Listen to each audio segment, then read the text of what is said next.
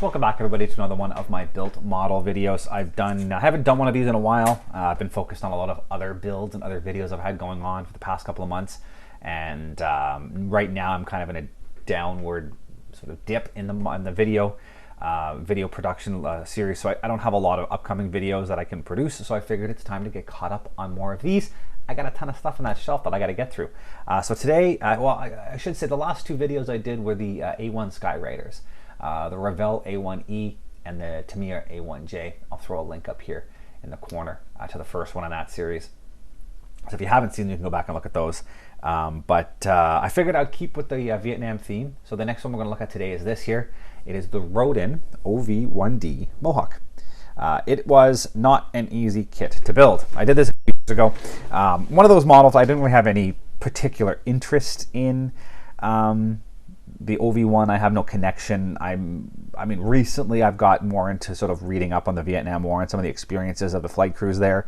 But for the most part, it was never something I was very interested in. I just like the look of this. I like cool looking airplanes and different looking airplanes, and this one is cool and different. It's not an easy kit to make. If you are looking to go down this road and get this kit, be warned, it is very finicky. It is very difficult. It is definitely a higher level skill model. Don't start this. Don't give this to your 10 or 12-year-old kid. Don't attempt this if it's one of your first models. You definitely need to have a bit of experience under your belt to get this to work. It's very finicky. There's lots of little parts. The build order is very important in order to get things looking right, making sure that you do everything in the proper order. I mean, just as an example, things like the de-icing boots, the area back here, the front of the engine cowlings, all of the de-icing boots in the tail, that's painted. This area up here is painted, but then this black stripe is decal. These walkways, the gray is painted, the black is decal. So I actually photocopied the decal sheet, cut out the walkway gray area, kind of taped it in place, and then ran tape up to the edge. And then I'd move the tape and then tape off this edge and tape it all off. And I had to do that for all of the gray, then paint the gray, then pull off of the masking, and then lay down the decals for the black edges and cross my fingers that everything lined up. It did, but it was definitely something that you needed to plan ahead for. Just like, when do you place the antennas? When do you place the canopy? When do you place the props? When do you place the weapons? All that stuff you kind of have to look at and say the instructions tell you to assemble everything and then paint it, but you got to go through and know what to paint first, what to paint second. Or I said order of operations is key to this thing. But it looks really good. It also needed a ton of nose weight. It has the main gear is really far forward on the model, so it tends to tail sit. So there's tons and tons of weight. I mean, I can't explain how much weight is in there, but you can feel how nose heavy the model is, and it will still tail sit.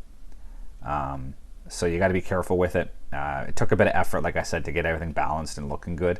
But at the end of the day, it looks really, really cool. I love this different look, and it just looks great looking on my shelf. It is completely out of the box using kit decals and everything. And then I went ahead with drop tanks, gun pods, and rocket pods as a weapons loadout, just to make it look a little interesting. There's lots of options that come in the box for weapons.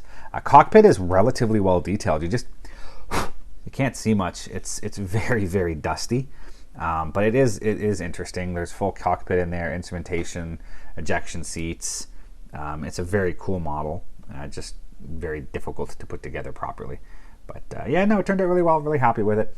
So there we go, folks. That is my 1/48 scale Roden OV-1D Mohawk. Thanks for watching. See you all next time.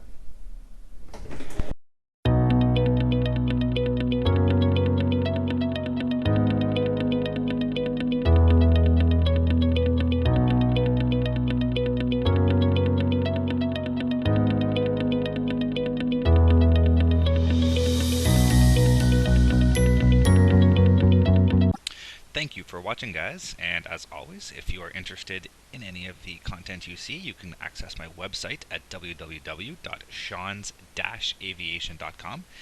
You can see all the latest pictures of aircraft and museums and the build logs of all of my current models and past models on that site.